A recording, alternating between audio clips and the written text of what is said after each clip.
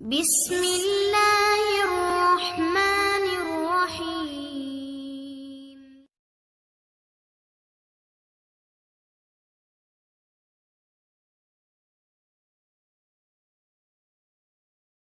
دماغ سے ساری باتیں جھٹک کے وہ موبائل چارج کرنے لگی اور خود شاور لینے چلی گئی۔ واپس روم میں آئی تو سامنے صوفے پہ براجمان حاذق کو دیکھ کے گہرا سانس خارج کرتی آئینے کے سامنے کھڑی بالو کو کنگھی کرنے لگی۔ حاذق نے اس کا نظر انداز کرنا دل سے محسوس کیا اور اٹھ کے اس کے پیچھے بہت قریب جا کھڑا ہوا۔ عنائشہ کا دل ایک لمحے کو رکا، نظریں اس ظالم پہ جا ٹھہری۔ تو تم نے شادی کے لیے حامی بھر لی؟ اس کے گیلے بالوں کو مٹھی میں لیتے اپنے اندر کا غبار دبانے کی کوشش کی حاذق وہ اپنی محبت کے آگے کمزور پڑنے لگی۔ وہ سب کچھ بتا دینا چاہتی تھی، ہر حقیقت، لیکن جمیلہ بیگم کے الفاظ اسے کچھ بھی کہنے سے روک رہے تھے۔ عنائشہ، آج پہلی بار شہریار کو میں نے آپ کے لیے خوش ہوتے دیکھا ہے۔ ان کی خوشی چھیننا مت، اور مجھے یقین ہے آپ ہمیں مایوس نہیں کرے گی۔ اب اور نہیں۔ اس اپنے دل کے مقام کی طرف اشارہ کیا۔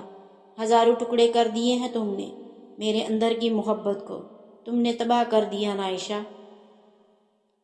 آج کتنے عرصے بعد اس نے اسے پہلے کی طرح پکارا۔ عنائشہ تو اپنے دل کو اسی کی محبت سے معمور کر رہی تھی۔ اب اور نہیں۔ جھٹکے سے اسے چھوڑا اور پیچھے ہوا۔ بہت برباد کر لیا تمہارے پیچھے، بہت خوار کر لیا خود کو۔ آج تمہیں اپنی محبت سے آزاد کیا۔ اس کا ٹوٹا لہجہ عنائشہ کے دل کو چکنا چور کر گیا۔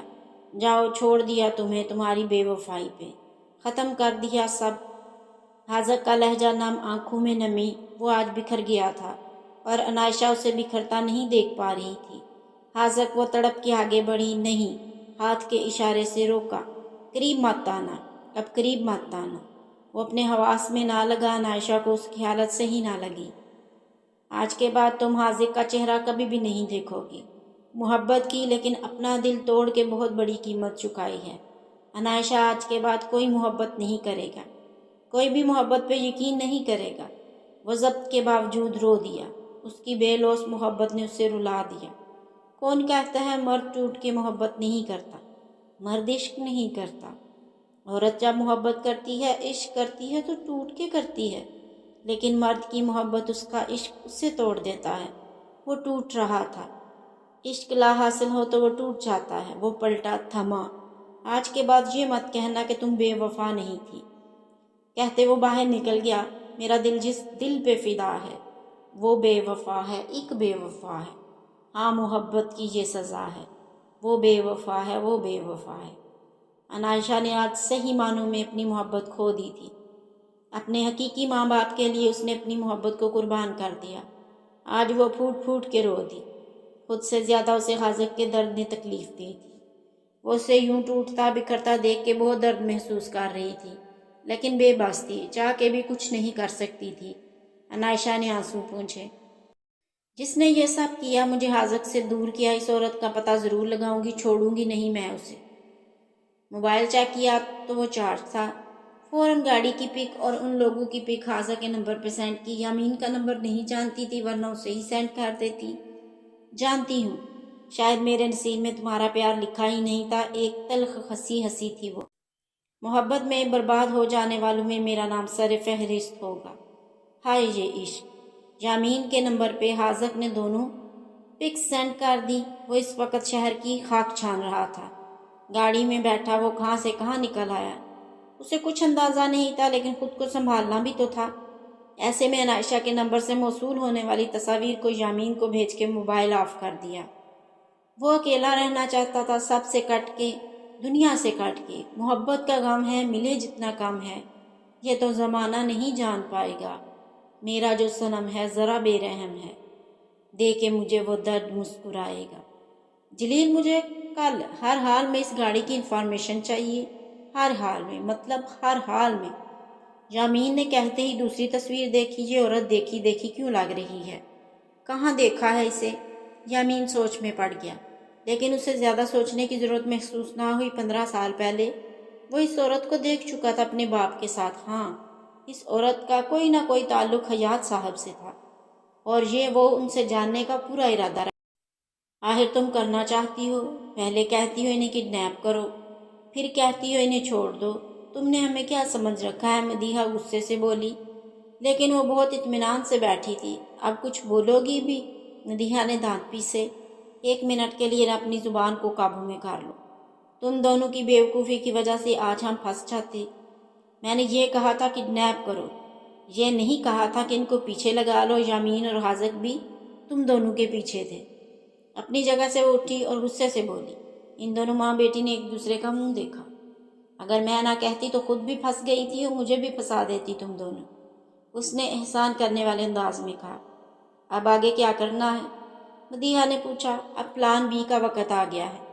ہمارا مقصد ایک ہے، میر خاندان کی تباہی، اور اس مقصد نے ہمیں آپس میں ملوایا ہے۔ میں یامین کو برباد کرنا چاہتی ہوں اور تم یامین کے باپ کو، اور یہ ہم آپس میں مل کے ہی کر سکتے ہیں۔ خیر گاڑی ان کی نظر میں آ چکی تھی اور یہ ہمارے لیے مسئلہ بن سکتی ہے۔ کس کے نام ہے گاڑی؟ کہتے ہوئے اس نے پوچھا۔ فیاض کے۔ مدیحہ کی ماما کا لہجہ دھیما پڑ۔ اسے جلا دو اور پولیس میں 10 دن پرانی رپورٹ درج کرا دو اور گاڑی کی گمشدگی کی، تاکہ نہ تم پھنسو اور نہ وہ فیاض۔ بائی دا وے، یہ فیاض کون ہے؟ سگریٹ نکال کے سلگایا۔ جو کوئی بھی ہے، تمہیں اس سے مطلب نہیں ہونا چاہیے۔ ہم نے صرف میر خاندان کو برباد کرنے کے لیے ہاتھ ملایا ہے، ایک دوسرے کے پرسنل میں دخل اندازی کرنے کے لیے نہیں۔ وہ تھوڑا بھڑکی، دھواں ہوا میں اچھالتے ہوئے انہیں دیکھنے لگی۔ ٹھیک ہے، اسے غائب کر دو، کچھ دن کے لیے یامین کے ہاتھ نہ لگے، باقی میں سنبھال لوں گی۔ سگریٹ کو ایشٹرے میں مسلا اور پرس اٹھاتی وہ باہر نکلی، جبکہ وہ دونوں ماں بیٹی ایک دوسرے کا منہ دیکھتی رہ گئی۔ اور پھر وہی ہوا، گاڑی کا پتہ تو چل گیا، نہ مالک کا پتہ چلا اور نہ ہی کوئی ثبوت ہاتھ آیا۔ یامین کا دماغ ہی گھوم گیا، اوپر سے حاذق بھی آؤٹ آف سٹی دوسری برانچ میں چلا گیا۔ حیات صاحب سے بھی وہ ملاقات نہ کر سکا۔ وہ اچانک کسی بزنس کے سلسلے میں شہر سے باہر نکل گیا۔ کوئی نہیں جانتا تھا کہ وہ کہاں گئے ہیں، لیکن وہ جانتے تھے انہیں کہاں جانا ہے۔ ماضی کی کچھ پرچھائیاں ان کا پیچھا کرتی ان تک پہنچ چکی تھیں، انہی کا پتہ لگانے وہ سب کچھ چھوڑ چھاڑ نکلے تھے۔ دوسری طرف دادا جی بھی پریشان تھے۔ وہ اس انجان دشمن سے سخت گھبرائے ہوئے تھے۔ وہ اپنے بچوں کو کسی بھی حال میں تکلیف میں نہیں دیکھ سکتے تھے اور اپنے ہی کمرے میں گوشہ نشین ہو گئے تھے۔ ان کی سوچیں بہت بڑھ گئی تھی۔ وہ جو کوئی بھی تھا، یامین اور کشش کے لیے خطرہ تھا۔ وہ ان کو ایک ہونے سے روک رہا تھا، اور دادا جی اپنی کشش کے لیے کچھ غلط ہوتا نہیں دیکھ سکتے تھے۔ اس لیے انہوں نے ایک فیصلہ کیا جو بہت اچانک تھا، تاکہ دشمن جو بھی ہو اسے موقع نہ ملے مزید کچھ برا کرنے کا۔ آج شام ہی یامین کے آنے پہ انہوں نے کشش کی رخصتی کا فیصلہ لیا، اور وہ بھی بہت سادگی سے، کیونکہ دھوم دھام سے کرنا ان کے خیال میں رسک تھا بہت، اور اب وہ مزید رسک نہیں لے سکتے تھے۔ حیات صاحب کی غیر موجودگی میں اتنا بڑا فیصلہ سویرا بیگم کو پھر سے برا لگا، لیکن کوئی بھی دادا جی کے خلاف نہیں جا سکتا تھا۔ یامین اپنی ہی پریشانی میں گھرا ہوا تھا کہ دادا جی کے اس اچانک اعلان پہ وہ تھوڑا بکھلا گیا۔ دادا جی 2 دن کی بات تھی، ہو جاتی رخصتی یوں اچانک؟ بیٹا جی، جو میں سمجھتا ہوں وہ آپ نہیں، اس لیے جو ہو رہا ہے اسے ہونے دے۔ بہت پیار سے اسے سمجھایا کہ یامین خاموش ہو گیا۔ اب کی بار عالیہ بیگم سے مخاطب ہوئی کہ وہ خاندانی چادر کشش کے سر پر ڈالیں اور اسے رخصت کر دیں۔ کشش تو ہنت بنی یہ سب دیکھ رہی تھی۔ سویرا بیگم کو بھی مجبوراً ہی صحیح آگے بڑھ کے کچھ نہ کچھ رسموں کو ادا کرنا پڑا۔ سمیر نے موبائل سے ہی فوٹوگرافی شروع کر دی۔ کرن اور داور بھی خوشی سے اس اچانک رخصتی میں دل سے شامل ہوئے اور کشش کی حالت کو بھی انجوائے کیا۔ بہت ہی پیار سے عالیہ اور کرن نے اسے یامین کے روم میں پہنچایا۔ کشش جو پیاری سی وائٹ فراک پہنے، جو اسپیشل اس کے لیے کرن نے برتھ ڈے گفٹ کے لیے لی تھی، وہی پہنی تھی۔ اس میں سلور کام ہوا تھا۔ لائٹ سے میک اپ میں وہ اپنی جھپ کھا رہی تھی۔ معصومیت نے اس کی خوبصورتی کو مزید رونق بخشی تھی۔ کرن آج تو کشش کی کہیں اور رکھ کے بھول ہی گئے ہیں۔ سمیر نے مذاق بنایا تو کشش نے برا سا منہ بنایا۔ سمیر، تنگ نہیں کرو میری چھوٹی سی بھابھی کو۔ کرن نے بھی شرارت سے کہا، تم دونوں باز آ جاؤ، مار کھاؤ گے۔ کشش کے منہ پہ 12 بجے ہوئے تھے۔ اف، اب تو مجھے بھی اس چڑیل کو بھابھی کہنا پڑے گا۔ سمیر نے بھی مصنوعی پریشانی سے سر پہ ہاتھ مارا تو کشش نے غصے سے بستر سے تکیہ اٹھا کے اسے مارا۔ وہ مزے سے نیچے ہوا تو دروازہ کھول کے اندر آتے یامین کے منہ پہ لگا۔ تینوں کا منہ حیرت سے کھلا، جبکہ یامین کی تیز گھری پہ سمیر اور کرن نے خاموشی سے باہر گرا لی۔ कशिश मुंह बनाती सर झुका गई। यामीन ने तकिया उठाया और बिस्तर पे रखा। एक नज़र इस परी पैकर चेहरे को देखा जो आज उसके लिए बन संवर के बैठी थी। चेहरे पे खुद बहुत मुस्कुराहट सज गई, लेकिन उसे नज़रअंदाज करता वार्डरोब की जानिब बढ़ा। कशिश उसकी हर हरकत को मुलाहिजा कर रही थी। कपड़े लिए वो शावर लेने चला गया तो कशिश ने गहरा सांस खारिज किया। आज दिल भी बेईमान हो रहा था और अलग ही लय पे धड़क रहा था, लेकिन वो भी कशिश थी, शर्माना तो सीखा नहीं था। इसलिए मज़े से बिस्तर की चादर को उल्टा और उसके नीचे से अपनी डेयरी मिल्क, किट कैट और ढेर सारी चॉकलेट्स निकाली और एक चॉकलेट का रैपर खोल के वो मज़े से खाने लगी। अचानक रुखसती की यही तो शर्त थी कि उसे ढेर सारी चॉकलेट्स चाहिए, और समीर ने उसे उसकी पसंद की सारी चॉकलेट्स ला के दी थी, जिसे किरण के ज़रिए उसने पूरे बिस्तर पे बिखेर दिया था। और चॉकलेट्स में वो खुद बैठी एक चॉकलेट लाग रही थी। यामीन के वापस बाहर निकलने तक वो काफ़ी चॉकलेट्स खा चुकी थी।